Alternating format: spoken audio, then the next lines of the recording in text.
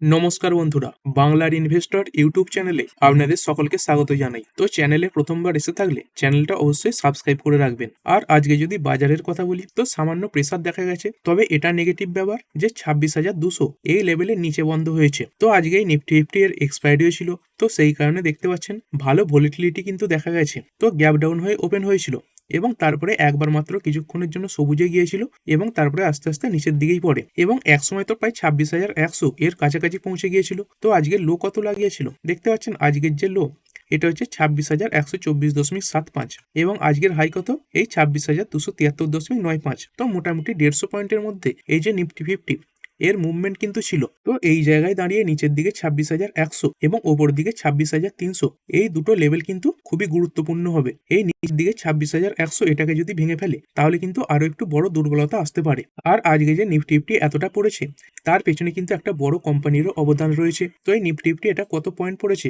দেখতে পাচ্ছেন, 74 পয়েন্ট পড়েছে। এবং যদি এই নিফটির মুভারের মধ্যে দেখি তো এখানে দেখতে পাচ্ছেন এই রিলায়েন্স এই কোম্পানিটাই পড়ে গেছে 104 পয়েন্ট, মানে এই নিফটি ফিফটিতে যে কন্ট্রিবিউশন সেই হিসাবে এই পয়েন্টটা পড়েছে।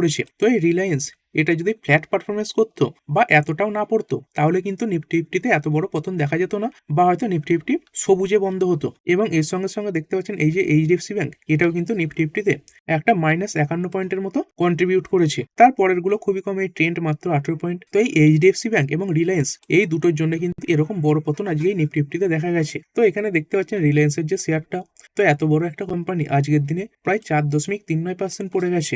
আগের দিনে ক্লোজ হয়েছিল 1578-এ এবং আজকের যে ওপেন এই 1569.00, এটাই কিন্তু আজকের দিনের হাই। তো আজকের হাইও দেখতে পাচ্ছেন 1569.00। তারপরে একটা শার্প পতন দেখা যায় এবং আস্তে আস্তে আরো নিচের দিকে কিন্তু নেমে আসে। তো এই রিলায়েন্স ইন্ডাস্ট্রি এটা পড়ে যাওয়ার কারণটা কি? তো যদি কথা বলি এর পেছনে এই ডোনাল্ড ট্রাম্প ইনি কিন্তু কাজ করছেন। তো কিভাবে? তো এর আগে যখন এই আমেরিকা বারবার বলছিল যে ইন্ডিয়া যেন রাশিয়ার তরফ থেকে ক্রুড অয়েল না কেনে, তখন এই ইন্ডিয়ার বিভিন্ন কোম্পানি এই রাশিয়ার থেকে ক্রুড অয়েল কেনা বন্ধ করে দিয়েছিল। তো এখানে দেখতে পাচ্ছেন এই 21শে নভেম্বরের খবর, এই ইন্ডিয়ার লার্জেস্ট কংগ্লোমেরেট তারা কিন্তু এই যে রাশিয়ান অয়েল ইম্পোর্ট সেটা বন্ধ করে দিয়েছিল এই গ্লোবাল প্রেসারের কারণে। কিন্তু তারপরে একটা রিপোর্ট মার্কেট ওপেন হওয়ার আগেই চলে আসে।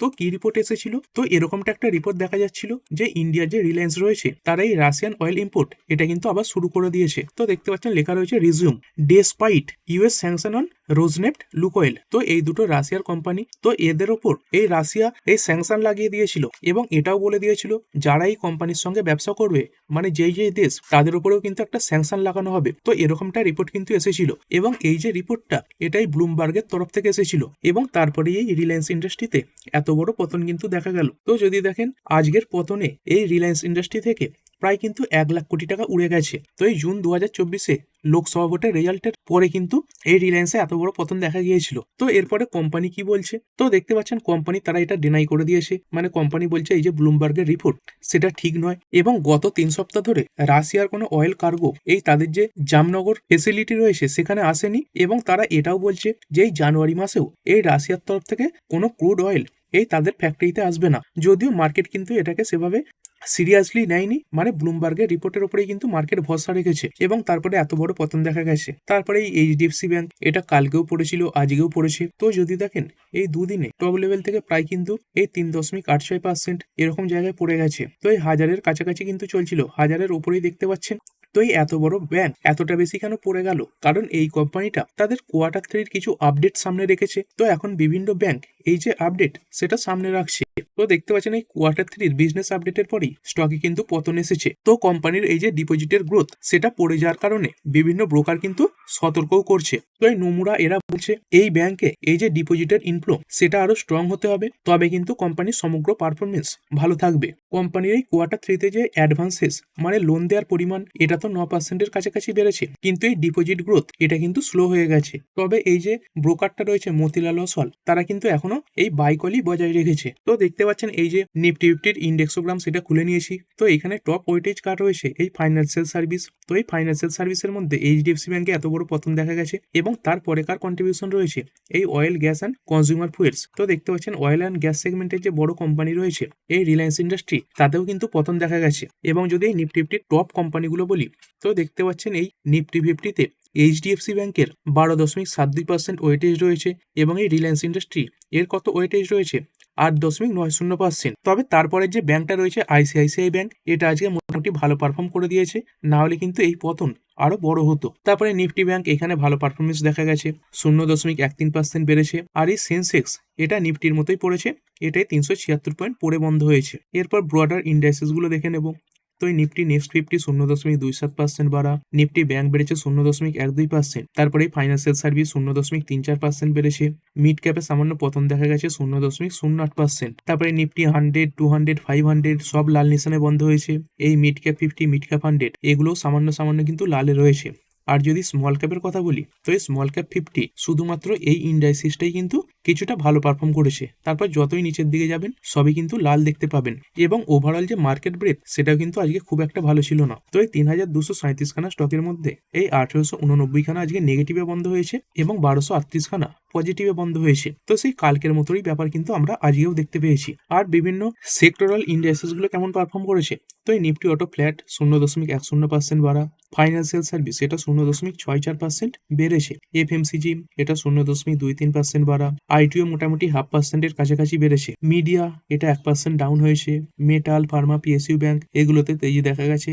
তো এই নিফটি ফার্মা প্রায় 1.69% বেড়েছে। এবং যদি আরো একটু নিচের দিকে যাই, তো এখানে দেখতে পাচ্ছেন নিফটি অয়েল অ্যান্ড গ্যাস এই যে ইন্ডেক্সটা রয়েছে এটা কিন্তু 0.5%-এর কাছাকাছি পড়েছে। তো এই রিলায়েন্স ইন্ডাস্ট্রির এত বড় পতনের পরেই এই যে নিফটি অয়েল এবং গ্যাস ইন্ডেক্স এটা প্রায় 0.2% পড়লো। তো এই সেক্টর ওয়াইজ কিন্তু একটা মিক্স রিয়াকশন আজকের দিনে মার্কেটে দেখা গেছে। তবে বিভিন্ন ব্রডার যে ইন্ডাস্ট্রিজ রয়েছে এইগুলো যেহেতু বেশিরভাগই এই লাল নিশানে বন্ধ হয়েছে, তাই কিন্তু অনেকেরই পোর্টফোলিও আজকে লাল নিশানে বন্ধ হওয়ার সম্ভাবনাই দেখা যাচ্ছে। তো দেখতে পাচ্ছেন ব্যাংকিং সেক্টরের মধ্যে এই এইচডিএফসি ব্যাংকটা বাদ দিয়ে এই যে আইসিআইসিআই ব্যাংক এখানে 2.80% কাছাকাছি তেজি দেখা যাচ্ছে। তারপরে স্টেট ব্যাংক অফ ইন্ডিয়া এটা তো এর আগের দিন হাজারের যে লেভেল সেটাকে ভেঙেছিল এবং আজকের দিনে 1.24% বেড়েও গেছে।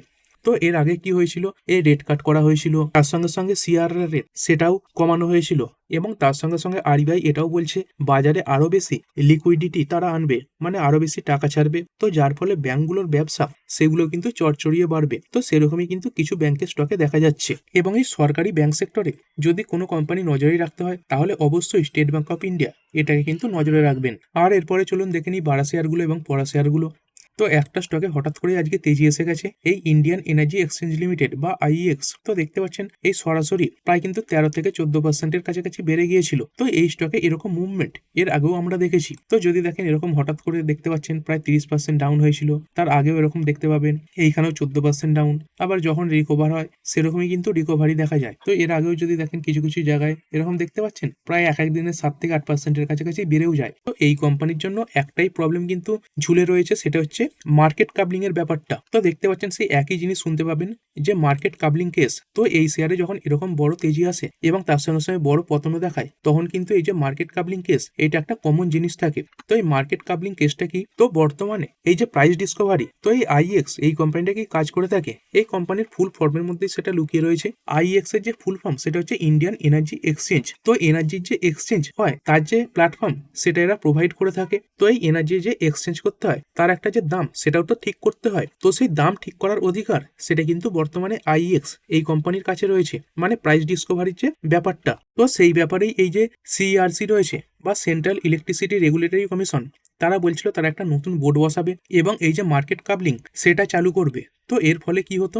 এর ফলে এই কোম্পানিটা মার্কেটে আরো অন্যান্য যে এক্সচেঞ্জ রয়েছে তাদের মতোই একটা এক্সচেঞ্জ হয়ে থেকে যেত, মানে প্রাইস ডিসকভারির যে অধিকারটা সেটা কিন্তু এই কোম্পানির হাত থেকে চলে যেত। তো এই সব কিছুর কারণে এই আইএক্স এই কোম্পানিটা এই যে অ্যাপটেল রয়েছে বা ইলেকট্রিসিটি অ্যাপেলেট ট্রিব্যুনাল সেখানে কিন্তু কেসও ঠুকে দিয়েছিল। তো সেই ব্যাপারে এর আগেও কিছু শুনানি হয়েছে এবং আজকেও কিছু শুনানি হয়েছে। তবে আবারও বলছি এটা কিন্তু রিপোর্টের মাধ্যমে সামনে এসেছে। তো এই শুনানিতে এটুকুই বোঝা যাচ্ছে এই যে আইএক্স কোম্পানিটা মার্কেট কাবলিং এর কেস থেকে রিলিফ পেতে পারে এবং সেই আশাতেই 14%-এর কাছাকাছি বেড়ে গেছে। তো এখানে লেখাও রয়েছে দেখতে পাচ্ছেন investor are betting on possible relief for the exchange. তো এটা এখনো রিপোর্টের মাধ্যমে সামনে আসছে, কোম্পানির তরফ থেকে অফিসিয়াল কিন্তু কোনো কনফার্মেশন নেই। তো এই যে অ্যাপটেল রয়েছে এরা কিন্তু এই যে সিআরসি এদের যে মার্কেট কাবলিং এর নিয়মটা সেই ব্যাপারে বিভিন্ন প্রশ্নও তুলেছে, মানে বলতে চাইছে পুরোপুরি কিন্তু বৈধ নয়। তো এই মার্কেট কাবলিং এর ব্যাপারে যে রেগুলেটরি ফ্রেমওয়ার্ক গুলো আনা হয়েছিল সেই ব্যাপারেই কিন্তু এই যে ট্রিব্যুনালটা তারা প্রশ্ন তুলেছে। এবং তার সঙ্গে সঙ্গে অ্যাপটেল এরা কিন্তু এটাও বলেছে যে তাদের কাছে কিছু রিপোর্ট গেছে যে সিইআরসি এরা এই মার্কেট কাবলিং এর ব্যাপারটা চালু করেছিল এবং তার কারণে কিছু বড় বড় অফিসার বড় টাকাও কিন্তু কামিয়ে নিয়েছে। দেখতে পাচ্ছেন সাম অফিসার্স টু মেক মানি, এবং আইএক্স এরা প্রথম থেকেই বলছিল এই যে ফ্রেমওয়ার্কটা সেটা কিন্তু ফ্লড, মানে প্রচুর ভুল রয়েছে। আর আইএক্স এরা এটাও বলছে এই ব্যাপারে কোনো ইনসাইডার ট্রেডিং এর ঘটনা যদি সামনে নাও আসে তবুও কিন্তু এই যে কাবলিং এর অর্ডারটা সেটা পুরোপুরিভাবেই ভুল, এবং এই যে অর্ডারটা এটা কিন্তু রিমুভ করে নেওয়া দরকার। আর রিপোর্টের মাধ্যমে এই খবরও সামনে আসছে এর আগের যে অর্ডারটা ছিল সেটা কিন্তু এই সিআরসি এদের পক্ষের যে উকিল তারা কিন্তু তুলে নিতে পারে। তো এটা যদি তুলে নেয় তাহলে কিন্তু এটা আইএক্স এই কোম্পানির জন্য সব থেকে বড় রিলিফ হবে। তো সেই খবরে কিন্তু স্টকটা এত বেশি বেড়েছে, মানে এর কাছে প্রাইস ডিসকভারির যে অধিকারটা সেটা কিন্তু থাকবে। তবে আবারও বলছি এটা কিন্তু একটা অনগোয়িং রিপোর্ট, মানে ফাইনাল যে কনফার্মেশন সেটা কিন্তু এখনো সামনে আসেনি। তারপরে পলিমেডিকিওর 3.52% বেড়েছে। ন্যাশনাল অ্যালুমিনিয়াম কো লিমিটেড এখানে 5.32%-এর কাছাকাছি তেজি এই মুহূর্তে দেখা যাচ্ছে। তো অ্যালুমিনিয়ামের যে দাম সেগুলো অন্যান্য বেস মেটালের সঙ্গে কিন্তু বাড়ছে। তারপরে রেডিংটন লিমিটেড 2.44% বাড়া। আইআইএফএল ফাইন্যান্স এটা 3.23% বেড়েছে। তো এই যে গোল্ডের দাম সেটাও টপ লেভেলে রয়েছে। তো এই গোল্ড লোন সেক্টরে কাজ করা কোম্পানিগুলোতে কিন্তু এরকম তেজি এই সময় দেখা যায়। আর যদি পড়া শেয়ারের কথা বলি তো পড়েছে কোনটা ট্রেন্ড লিমিটেড। তো টাটা গ্রুপের একটা স্ট্রং কোম্পানি প্রায় 8.46% ডাউন হয়ে গেছে। এবং যদি একটু লম্বা চার্ট দেখেন তো দেখতে পাচ্ছেন এরকম টপ লেভেল থেকে প্রায় কিন্তু 50%-এর কাছাকাছি ডাউনও দেখা যাচ্ছে। তো কি খবরে পড়েছে কোম্পানি কোয়ার্টারের যে বিজনেস সেটা কিছুটা সামনে রেখেছে, মানে কিছু ট্রেলার বলতে পারেন। তো দেখতে পাচ্ছেন সেই যে আপডেটটা ফেলস টু এনথিউজ ইনভেস্টর, মানে ইনভেস্টরদের খুশি করতে পারেনি। তো দেখুন এই যে রেভিনিউ এটা যথেষ্ট বেশি বেড়েছে, এই 17% বেড়েছে। এই 4,466 কোটি থেকে বেড়ে হয়েছে 5,220 কোটি। তবে মার্কেটের যে অনুমান সেটা কিন্তু আরো বেশি ছিল, তো সেই অনুমানের কাছাকাছি আসেনি বলে এই স্টকে কিন্তু এত বড় পতন এসেছে। তবে কোম্পানির যে বিজনেস সেটা স্ট্রং রয়েছে। তো এই কোম্পানির কি কি ব্র্যান্ড রয়েছে দেখতে পাচ্ছেন ওয়েস্ট সাইড, তো এর 278খানা স্টোর রয়েছে। তার সঙ্গে সঙ্গে জুডিও এর 854খানা স্টোর রয়েছে, এবং আরো অন্যান্য যে লাইফস্টাইল কনসেপ্ট তার 12খানা স্টোর রয়েছে। তো এই কোম্পানিটা কি কাজ করে থাকে, মূলত আধুনিক ডিজাইনের যে জামা কাপড় তার বিজনেস সেগুলো কিন্তু করে থাকে। এবং তারই সঙ্গে সঙ্গে এই কোয়ার্টারে কোম্পানির 17খানা ওয়েস্ট সাইড এবং 48খানা জুডিওর যে স্টোর সেগুলো কিন্তু অ্যাড করেছে। তো এই স্টোর অ্যাড করলে হবে না, এইখানে যে বিজনেস সেটা দাঁড় করাতে কিন্তু মোটামুটি 3 থেকে 4খানা কোয়ার্টার লেগেও যায়। তো এই ইউবিএস এরা এখানে বলছে দেখতে পাচ্ছেন এই যে 17%-এর গ্রোথ এটা কিন্তু মার্কেটের যে অনুমান তার থেকে উইকার, মানে দুর্বল। তবে টাটা গ্রুপের খুবই স্ট্রং একটি কোম্পানি। তো দেখতে পাচ্ছেন বিভিন্ন সেগমেন্টে কাজ করে থাকে, এই অ্যাপারেলস, ফুটওয়্যার, অ্যাক্সেসরিজ, টয় রয়েছে, গেমস, ফুড, গ্রসারি, নন ফুড প্রোডাক্ট এইগুলোতে কাজ করে থাকে। এবং মার্কেট ক্যাপও বড়, প্রায় 1,43,000 কোটির উপরে মার্কেট ক্যাপ রয়েছে, মানে লার্জ ক্যাপ কোম্পানি। এবং বর্তমানে যে দেখতে পাচ্ছেন পি রেশিও 88-র কাছাকাছি রয়েছে। তো এই রিটেল সেগমেন্টে কাজ করা কোম্পানিগুলোর পি রেশিও এগুলো কিন্তু হাই হয়ে থাকে। তো দেখতে পাচ্ছেন এখানে যে ইন্ডাস্ট্রি পি এটাও কিন্তু 53-র কাছাকাছি। এবং এর সঙ্গে অন্যান্য যে কোম্পানি রয়েছে যেমন ডিম্যাট, ফিম্যাট এদেরও যে পি সেগুলো কিন্তু বেশি দেখতে পাবেন। তো আরওসি, আরওই এগুলো স্ট্রং রয়েছে, দেখতে পাচ্ছেন 30%, দুটোই কিন্তু 30%-এর ওপরে রয়েছে। এবং যদি কোম্পানির কোয়ার্টারলি সেলসের কথা বলি তো এটাও স্ট্রং রয়েছে, দেখতে পাচ্ছেন এই 4,217, 4,883, 4,818 এরকম। নেট প্রফিটও ভালো, 373 কোটির নেট প্রফিট লাস্ট কোয়ার্টারে দেখিয়েছে। এফআইআই, ডিআইআই এদেরও হোল্ডিং ভালো রয়েছে, 16% এরকম 20%-এর কাছাকাছি। এবং যদি পি রেশিওর কথা বলেই থাকি তো দেখতে পাচ্ছেন একসময় এই স্টকটা প্রায় কিন্তু 231, 230 এরকম পিতে ট্রেড করতো। তো সেইখান থেকে বর্তমানে 88-র পিতে কিন্তু নেমে এসেছে, এবং আজকের দিনে একটা বড় পতন এসেছে। তো চাইলে এই ট্রেন্ড এই কোম্পানিটাকে অবশ্যই ফোকাসে রাখতে পারেন। আর সব থেকে বড় পজিটিভ দিক হলো এটা কিন্তু টাটা গ্রুপের কোম্পানি। তারপরে সারেগামা ইন্ডিয়া 4.48% ডাউন হয়েছে। তারপরে 3টে কোম্পানি আলোচনা করব যেইগুলো এই এফএনও সেগমেন্টে এন্ট্রি নিয়েছে এবং তারপর থেকেই নিচের দিকে পড়ছে। তো এই সুইগি 3.63% ডাউন হয়েছে। তো দেখতে পাচ্ছেন 5 দিনে 6.49% পড়ে গেছে। তো এই জানুয়ারি থেকেই এই স্টকটা এফএনওতে এন্ট্রি নিয়েছে। তারপরে ওয়ারে এনার্জিস এটাও এই এফএনও সেগমেন্টে ঢুকেছে, এখানেও এই পতন আরো বাড়তে পারে। এবং তার সঙ্গে সঙ্গে প্রিমিয়ার এনার্জিস এটাও এফএনও সেগমেন্টে ঢুকেছে। তো এই প্রিমিয়ার এনার্জিস এই স্টকটা কিন্তু প্রায় 750 পর্যন্ত যেতেও পারে। তো দেখতে পাচ্ছেন আজকের এই লো কত 748.20। তারপরে ইএমএস সেগমেন্টে কাজ করা কোম্পানিগুলোতে পতন আসছে, মানে যেই ধরনের কোম্পানিগুলো এই বিভিন্ন ডিভাইস সংক্রান্ত কাজ করে থাকে। তো এই কেন্স টেক 5.37% ডাউন, এবং এরই সঙ্গে সঙ্গে ডিকসন টেক এখানেও 3.11%-এর কাছাকাছি ডাউনফল এই মুহূর্তে দেখা যাচ্ছে। তারপরে এই দুটো কোম্পানি স্যাফায়ার ফুডস এবং এই যে দেববাণী ইন্টারন্যাশনাল রয়েছে, তো এই মার্জারের খবরের পর থেকে নিয়মিতই কিন্তু প্রেসারে রয়েছে। এরপরে যদি ক্রুড অয়েলের কথা বলি তো এই ক্রুড অয়েলে সেরকম বড় কোনো মুভমেন্ট নেই। তো এই ব্রেন্ট ক্রুড সামান্য বেড়ে 62-র কাছাকাছি রয়েছে, এবং ডব্লিউটিআই ক্রুড এটাই 58-র কাছাকাছি রয়েছে।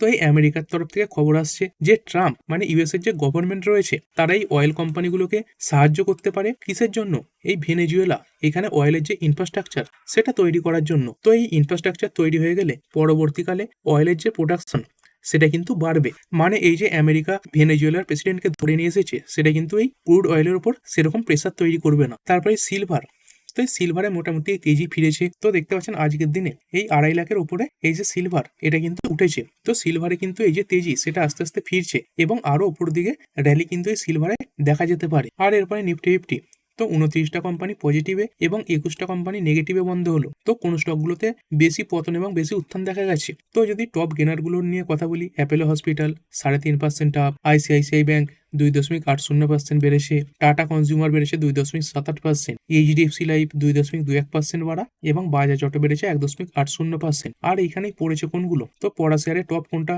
এই ট্রেন্ড রয়েছে 8.46%, তারপরে রিলায়েন্স 4.39%, কোটাক ব্যাংক পড়েছে 2.22%, ইন্ডিগো পড়ে গেছে 1.96% এবং এই আইটিসি এখানে 1.84% ডাউনফল আজকের দিনে দেখা গেছে। তো এই ভিডিওটা এখানেই শেষ করছি, পরের ভিডিওতে আরো কিছু স্টক স্পেসিফিক আলোচনা করা হবে। তো ঠিক আছে বন্ধুরা, আশা করছি ভিডিওটা আপনাদের ভালো লেগেছে। আপনি চাইলে এটাকে লাইক এবং শেয়ার করতে পারেন। আর শেয়ার মার্কেট সংক্রান্ত ডেইলি নিউজ আপডেট পেতে চ্যানেলটা সাবস্ক্রাইব করে রাখবেন এবং পাশে থাকা বেল আইকনটি টিপে অল অবশ্যই সিলেক্ট করে রাখবেন, যাতে পরবর্তী ভিডিওর নোটিফিকেশন আপনার কাছে সময় মতো পৌঁছে যায়। আর হ্যাঁ, ভিডিওটি শুধুমাত্র ইনফরমেশন এবং এডুকেশনাল পারপাসের জন্য বানানো হয়েছে। আমি সেবি রেজিস্টার্ড নই, তাই কোনো প্রকার শেয়ারে কোনো প্রকার বাই, সেল, হোল্ড বা অ্যাভারেজ করার কোনো সিদ্ধান্ত নেওয়ার আগে আপনার যে ফাইন্যান্সিয়াল অ্যাডভাইজার আছে তার সঙ্গে অবশ্যই আলোচনা করবেন। দেখা হচ্ছে পরের ভিডিওতে। ধন্যবাদ।